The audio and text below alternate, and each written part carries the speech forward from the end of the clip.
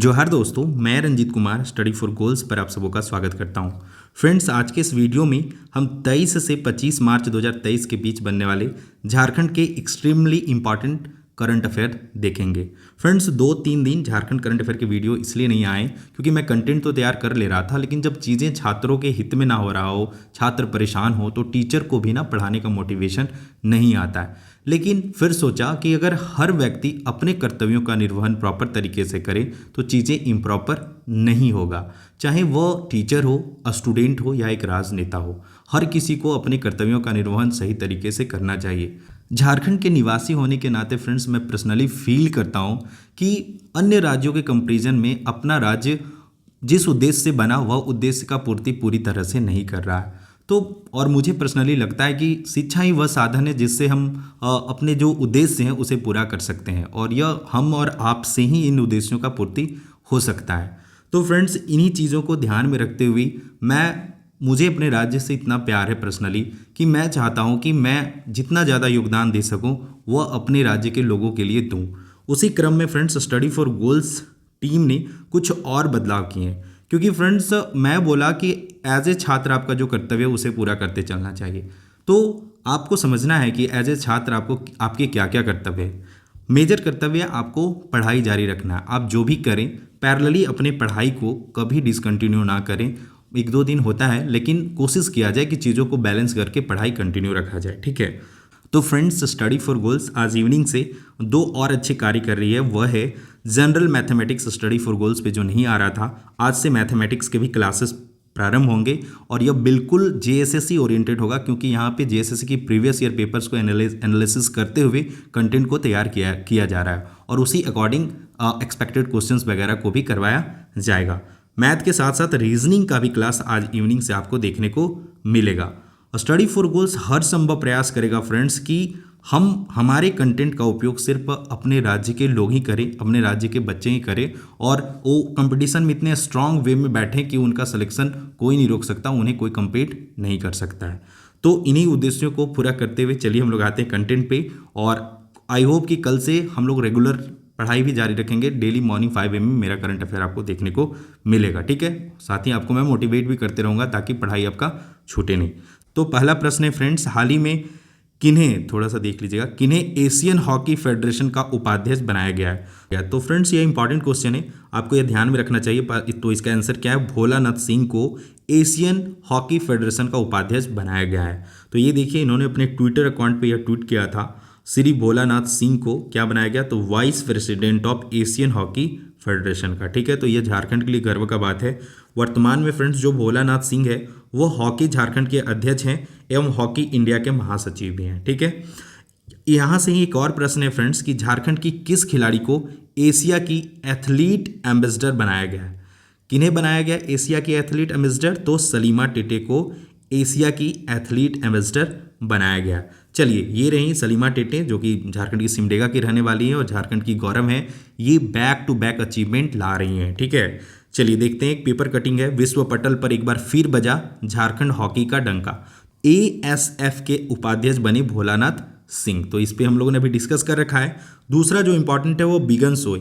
Begin सोय बनी friends Asian advisory committee की मेंबर, तो यह भी आपको ध्यान में रखना है। और very very important, Salima Tete को emerging player of the year Asia महादेश का अवार्ड दिया गया है। तो देखिए यहाँ पे कि एशिया महादेश का उभरता हुआ सितारा किन्हें चुना गया है? तो सलीमा टेटे को। तो यह इंपॉर्टेंट है, आपको ध्यान में रखना चाहिए। फ्रेंड्स, सलीमा टेटे पे मैं बहुत हो गया होगा, लगता है 1 ईयर हो गया होगा, 1 ईयर अगो मैंने एक बायोग्राफी बनाया था और लगभग इसे 40K लोगों ने देखा है। तो अगर आप सलीमा टेटे के बारे में नहीं जानते हैं तो जाके देखिए, यह उनका बायोग्राफी है और बहुत सी चीज़ें इसमें ऐड हो गया, लेकिन उसमें हमने उनके बारे में हर चीज़, कहाँ से वो बिलोंग करती हैं और किस तरह से वो हॉकी में आई, इन सारी चीज़ों को डिस्कस किया है। तो आप जाके बायोग्राफी ऑफ सलीमा टेटे देख सकते हैं, मैं लिंक डिस्क्रिप्शन बॉक्स में भी डाल दूंगा। तीसरा प्रश्न है फ्रेंड्स, तपोवन मंदिर झारखंड के किस जिले में स्थित है? तो आपको बताना है तपोवन मंदिर झारखंड के किस जिले में स्थित है। चूंकि यह फ्रेंड्स न्यूज़ में था तो मुझे लगता है कि यहाँ से एक क्वेश्चन बन सकता है। तो यह इसका आंसर क्या है फ्रेंड्स? रांची। बहुत लोग किताब में पढ़े होंगे तपोवन मंदिर देवघर में भी है। तो आपको ध्यान में रखना है तपोवन हिल्स जो है और तपोवन पहाड़ियाँ देवघर में है और तपोवन मंदिर कहाँ पे फ्रेंड्स, तो रांची में है। हाँ, हाल ही में मुख्यमंत्री हेमंत सोरेन ने रांची स्थित तपोवन मंदिर के सौंदर्यीकरण का आधारशिला रखे हैं। 7,000 वर्ग मीटर क्षेत्र में तपोवन मंदिर और आसपास विकास कार्य कराएगा कौन, तो जूडको। रांची वगैरह में जो ओवरब्रिज वगैरह भी बन रहा है वो जूडको जो कंपनी है उसके द्वारा निर्माण कराया जा रहा है। तपोवन महावीर मंदिर देवघर में स्थित है, देखिए मैं बताया। और तपोवन मूल रूप से गुफाओं और पहाड़ियों की श्रृंखला है जो देवघर शहर के बाहरी इलाके में स्थित है। त्रिकूट की पहाड़ियाँ भी कहाँ पे है, तो देवघर में। ये कुछ चीज़ें हैं जीके जो आपको याद रखना चाहिए। हाल ही में विमोचित पुस्तक झारखंड के 50 क्रांतिकारी, पुस्तक का नाम है झारखंड के 50 क्रांतिकारी, के लेखक कौन है, तो इसका सही आंसर हो जाएगा संजय कृष्ण। और जब भी रांची आए तो प्रभात प्रकाशन आप अगर विजिट करते हैं इनका ऑफिस, तो आपको झारखंड की एक से एक पुस्तक वहाँ पे देखने को मिल सकता है। रेलवे स्टेशन के आसपास, होटल चाणक्य के आसपास इनका ये पब्लिकेशन है।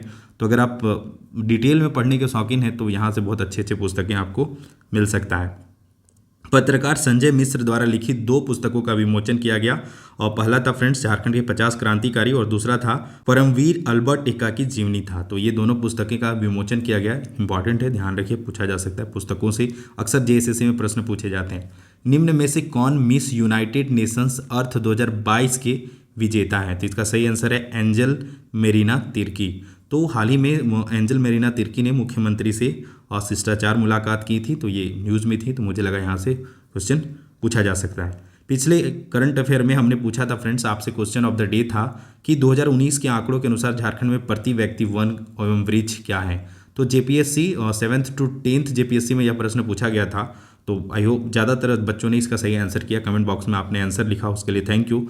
बहुत से स्टूडेंट ने इन डिटेल आंसर लिखा है, उनमें से एक आंसर मैं यहाँ पे शामिल किया हूँ। शुभम कुमार के द्वारा ये आंसर लिखा गया है, काफ़ी डिटेल में इन्होंने आंसर किया। 0.08 हेक्टेयर और रिलेटेड इन्फॉर्मेशन के रूप में इन्होंने शेयर किया 2021 का जो फॉरेस्ट रिपोर्ट है।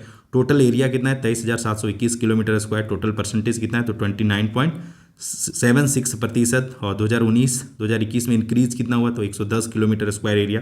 सर्वाधिक वन वाला क्षेत्रफल किसका है, सर्वाधिक वन क्षेत्रफल किसका है, तो पश्चिमी सिंहभूम का। इन्होंने यह भी मेंशन किया न्यूनतम वन क्षेत्रफल जामताड़ा का है फ्रेंड्स 106 किलोमीटर स्क्वायर। सर्वाधिक 1% के मामले में लातेहार है कितना, 56%। और न्यूनतम 1% के मामले में जामताड़ा है 5.85%। तो दोनों न्यूनतम में आपको ध्यान में रहेगा जामताड़ा।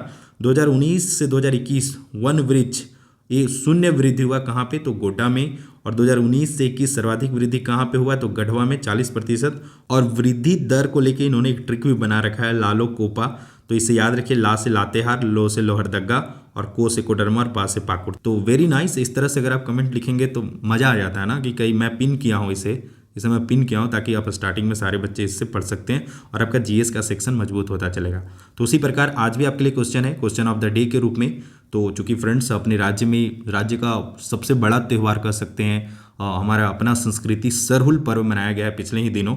तो आपको सरहुल से रिलेटेड मैं क्वेश्चन पूछ रहा हूँ कि सरहुल किस माह के शुक्ल पक्ष तृतीया को मनाया जाता है।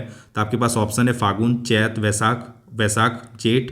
तो ये 4 ऑप्शन है, फागुन, चैत, वैशाख और जेठ। तो इसका आंसर आपको कमेंट बॉक्स में लिखना है। और ये भी प्रीवियस ईयर पे क्वेश्चन है कि प्रीवियस ईयर में पूछा गया। स्टडी फॉर गोल्स से के थ्रू हमने हर संभव स्टडी फॉर गोल्स के माध्यम से मैं आपको अपडेट रखने का प्रयास करता हूं कि अपने राज्य में क्या हो रहा है।